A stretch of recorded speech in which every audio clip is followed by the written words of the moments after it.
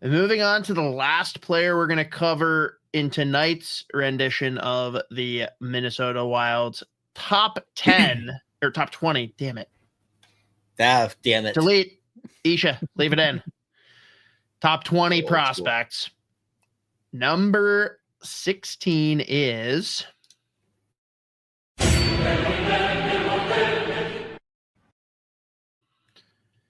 our boy Rieger Lorenz, who I'm going to keep on shamelessly promoting Fellowship of the Rink. He's one of my favorite interviews. He was so fun.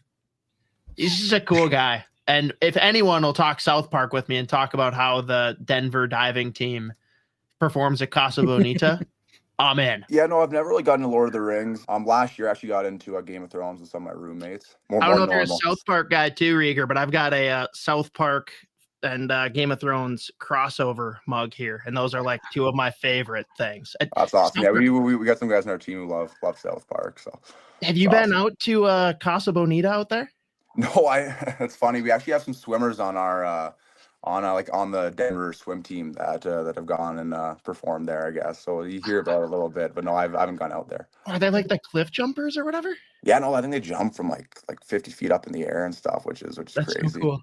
But I'll just lead off and keep it simple. Like Rieger Lorenz is similar to some of the other guys we've talked about. Not necessarily that like it's not as much that this year is the make or break for me vaulting him or dropping him. It's just this is an interesting year where Denver lost guys. This is the first year they're not going to be looked at as like a strong contender for the Frozen Four. We're never going to rule him out because David Carl, but he's going to have hopefully a more prominent role. We've seen him play well in a depth role, and we've seen the skill in spots. Maybe he gets more opportunity this year to showcase some of that offensive upside. I want to see what he can do. But also I just feel like he's a guy that has the right skill set. He can play more of a complete game, and there's a spot for him in professional hockey. I just don't know exactly what the upside or downside looks like for him just yet. But so I ranked him 17. The consensus comes in at 16, as we said. The highest on him, 12, and the lowest on him, 19. So we got a pretty good consensus cluster here. You guys weigh in. Like, why do you feel strongly for or against or uncertain with Rieger Lorenz's future with the Wild? I think you can even go back to our last show. If you look at where we had him last year, I believe he came in at, looks like he came in at 10. I had him at 7, Zeke at 8, Justin at 9, Isha at 10, Hoppy at 10. You had him at 10. My memory is so bad. I did not even realize he was at 10. Yeah. So we had him at 10 last year. So like this feels like a far fall, but I don't think it's necessarily unfair. Like you look at, like he came off a really big performance during the national championship and the playoffs throughout college hockey. See, right in front of us, that goal was stupid. And so, maybe there's a little bit of a recency bias with like, that was, I think we recorded that shortly, so there might've been some recency bias there, but you look at that season too, 16 goals, 14 assists, 30 points in 44 games. That regresses this last season down to 6 goals, 14 points, 20 points in 44 games. So like, I wouldn't necessarily say maybe he took a step back, but it doesn't feel like he took a step forward. And so I think this is, to your point, I think this is a really big year for him. If he does get more opportunity, can he get back to more of that, that dual threat passer shooter that we saw in 23-24, where he can be, push for a spot maybe as I think last year we were talking about his potential kind of middle 6 to like third line-ish type scoring winger, but also a guy that plays a little bit of an edge. He's 6'2", 194 pounds, so he's got some size to play kind of in that checking line role too. So I just think it's a huge season for him if he can get back to more of that dual threat type of player that we saw 2 years ago versus maybe the one that more took maybe a slight step backwards last year. Dude, I don't know why, but the middle 6 thing is giving me light PTSD now. I don't know if either of you listened to Corey Prodman coming on Fellowship of the Rink, but he basically carved me when I asked him about, like, everyone's been saying Stramel's like definitely a bottom 6 forward. And you recently said that you view him as a middle 6 forward in the NHL. Like, is that what you're going to follow on? And he's like, well, it's very interesting.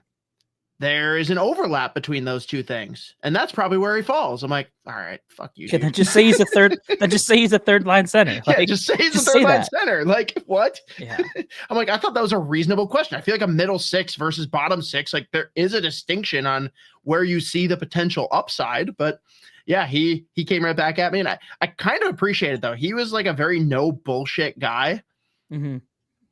Yeah, I've always thought, like, and I was talking to someone about this the other day, like, I think Wheeler gets a lot of flack from fans because I think he tends to rate skilled prospects that people are like, the consensus is a lot higher on, a lot lower. But I think he looks a lot more at floor. Like, he looks at a guy's likelihood to make it to the NHL. He doesn't really care what that ceiling looks like once he's there. But he's like, if that guy will play NHL games, I'm going to put him higher. Well, he doesn't use an Excel spreadsheet and sort descending by height. He factors it in. He doesn't live by it. Fair. No, but back with Lorenz, he's such an interesting player too. Like, I remember going back before his first season at Denver, just like it's always tough to try to like gauge the AJHL because it was always there's like there's two teams really that like compete in that league, and I mean he was eviscerating the AJ. Like some of the goals he was scoring, it was just silly. But I mean, he's a kid. He's got the size that like he's fit. He can play physical. He's got an absolute bomb of a shot that like just playing at Denver, he doesn't really get a whole lot of like opportunities to use that. But what's been interesting for me is like we saw him get a ton of opportunity his sophomore season, 30 points in 44 games. And then this last season with Denver too, especially at the beginning of the year, he's playing a whole lot of like hockey at his own end, a lot of defensive shifts. So it's been interesting to see how they've used him in his 3 seasons at Denver. He's got a good taste like all over the ice. And it was really interesting learning after his sophomore year, like listening to him talk to like Russo, Joe Smith, and everyone else, or like anyone involved with the Wild, how often he was like talking to their player development group, like pretty much after there's like a few times a week that they were on the phone discussing stuff. So it's like we know that they do like him a ton. And they look at him as a future player in this organization. It is just going to be interesting for me to see what role he can really carve out, because I do think he's got the upside as far as like the offense goes with the shot, with some of the skill he has. Again, definitely more of like a goal scoring threat than like an all-out playmaker, but he can link plays. He is capable of making really nice passes. And you think he's scored like 5 or 6 short-handed goals with Denver over the last couple of years. So it's just interesting to see how often he's getting used in the PK. In like the roles that they're using him in. So I think he's got a little bit of everything going. I hope this season specifically with Denver, like you were saying before, with some of the guys that they've moved out, there's going to be more opportunity higher up in that lineup. And if they choose to use him in like a more offensive, more go-to guy as far, at least with the offensive roles, scoring, all that stuff. But he does have the tools. Again, like the shot that he can like pull off is impressive. And again, like he's shown a lot of good stuff at Denver, and obviously a really nice place to develop too. So we'll see what role he has this year. But I really like the player. Again, like there's some guys that have just taken huge steps, and then some of the guys that they drafted the last couple of years that like I've just ended up like putting them higher than Lorenz. But I think this could be a year where if he gets that top 6 role, and he's a go-to guy, potentially in the power play, like we might see another jump in production. So we'll see. But it is interesting to know that like the Wild do view him as a future player on this team, just given the fact that they were communicating with him like several times a week throughout the season 2 years ago. I mean, obviously last year too. Yeah, and it's funny because like I put Jimmy Clark 1 spot ahead of him in my rankings. Like you could easily convince me to go the other way. I think like the physical tools, Rieger Lorenz has a way better path. That's for me, too, right? it was finicky though. Like, and maybe you guys think this is a stupid, like nitpicky thing, but for me, like I said, Jimmy Clark is a top 12 player, right? He can literally play 1 through 4 in a pinch, not all season. Like he's not a first line guy, but like you can put him there and he's going to do what he needs to do. And for me, Rieger Lorenz is a quote unquote bottom 9 guy. Like I can see him being effective 2nd, 3rd, 4th line. I just haven't seen enough to say I could see him like being a suitable fill-in guy on a first line. That's like really where I picked Jimmy over him by 1 spot. And that's just like a weird, I needed a tiebreaker. Fair enough. And I think, too, to your guys' point, like just for the roster turnover in Denver, he is one of 2 senior forwards on that team this year.